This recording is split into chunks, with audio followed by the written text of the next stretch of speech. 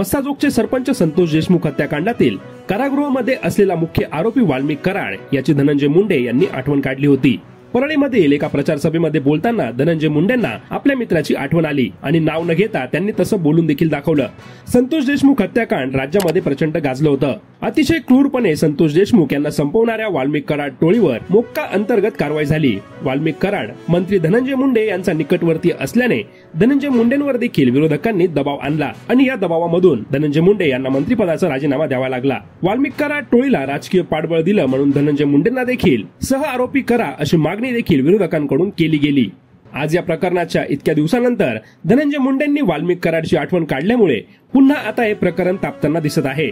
संतोष देशमुख हत्या प्रकरण लावून धरणाऱ्या सामाजिक कार्यकर्त्या अंजली दमानिया यांनी धनंजय मुंडे यांच्या या वक्तव्यावरून राग व्यक्त केला आहे। अंजली दमानिया म्हणाल्या, धनंजय मुंडेंना आपल्या मित्राची म्हणजे संतोष देशमुख यांच्या मारेकऱ्याची आठवण झाली हे विधान ऐकून राग आला। एवढं सगळं होऊन देखील जर आठवण येत असेल तर बोलायला शब्द नाहीत। धनंजय मुंडे ही व्यक्ती थर्ड क्लास आहे असा संताप व्यक्त करत अंजली दमानिया यांनी धनंजय मुंडे यांच्यावर टीका केली आहे। यासोबतच परळीमधील लोकांनी धनंजय मुंडे यांना निवडून देऊ नये असं आव्हान देखील अंजली दमानिया यांनी परळीतील नागरिकांना केलं आहे।